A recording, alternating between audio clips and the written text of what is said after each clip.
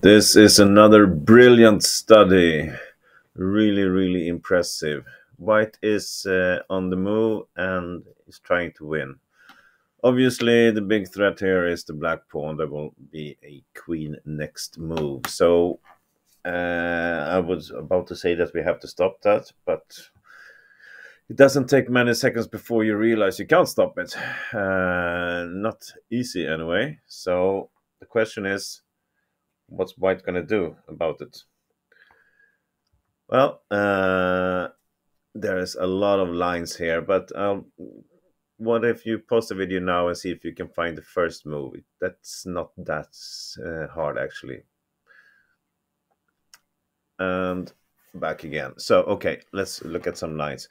The first move is h5 check. It's pretty simple. It's practically the only move that brings this position forward. So okay, if black takes, it's easy check, and then you just go down and you save this pawn from becoming a queen. Simple as that. If black plays king f6, well, that's simple because it's a checkmate like this. So we can't do that. So he has to go to h6. And now the next move for white, it's now it's getting a little bit more tricky. So if you want to pause the video again and see if you find the next move for white, go ahead. And we're back. So what we need to bring the knight into play to really trap the king here. So knight f7 is the next move. And now black has three options: go up to the 7th line or take the pawn. And we're going to look at all of them. Okay, let's start with going up. It really doesn't matter if it goes up to g7 or h7. Let's put g7 just to open up his options a little bit more. Then we have a discovered check, knight g5.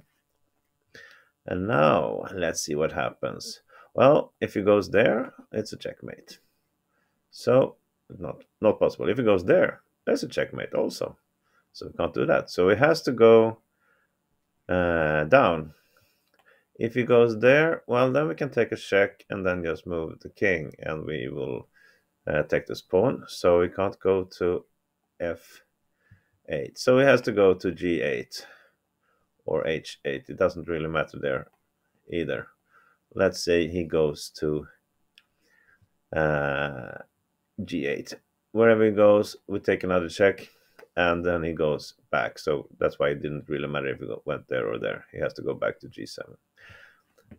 And now, what's continuation from here? You want to pause?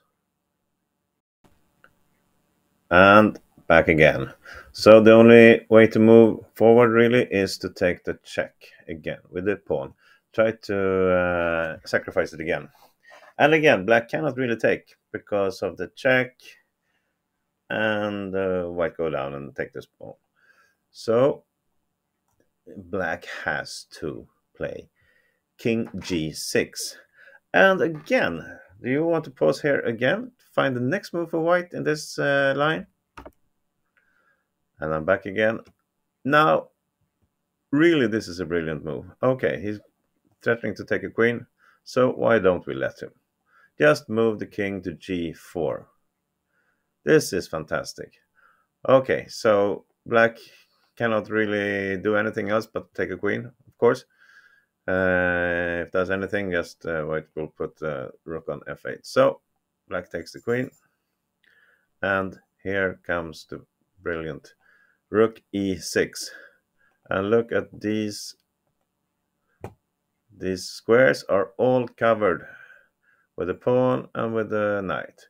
So black has no other option than to put his queen in between. So he has to sacrifice. All right, gladly we take it. We take it, and we're not going to push the pawn right away, even if it's winning, because he can go there. We're just going to do a move with the king to cover up. See, all these squares are covered, so he has to move away. Something like this, and then it's a queen. So that's a winner. And let's go back then to the other line. I think we covered everything here in this line. Yes, we did. So from here, knight f7 check. Now he takes. That's another line that we want to go through. What are we going to do here? Well, we're going to do this. Rook e5. And now where is the king going to go? If he goes up, then we take a check with the rook. And he has two options. In any way, we will take another check. Okay, let's just show it. Check. And we will take the pawn. So it's gone. And if it goes there, well, it's a check and we save the pawn. It's a win also. So, okay. After rook e5, the black king cannot go up, so it has to go here. And now comes another brilliant move. You want to pause again and see if we can find the next move for white?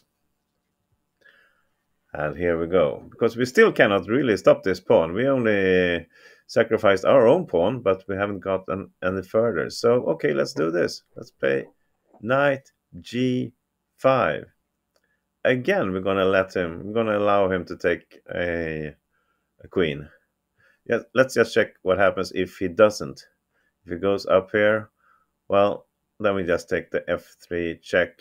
He goes somewhere, and then we can play the knight to h2 or d2, and we will cover this square. So after knight g5, black takes the queen. And what happens then? Well, of course, we're going to put our knight in between and take a check.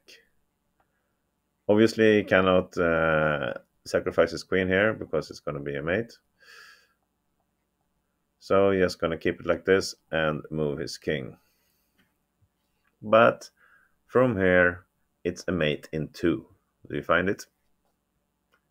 If not, I think you found it. But here it is. Rook h5 check, king g2, and this brilliant checkmate, rook h2. That was all of the lines in this study. I think I didn't miss anything, but maybe so. If I miss anything, I will cover that in the description with some comments. But it's a beautiful study, really good. This was made in 1936 and it still holds today. Beautiful, beautiful. Thank you for watching. Bye bye.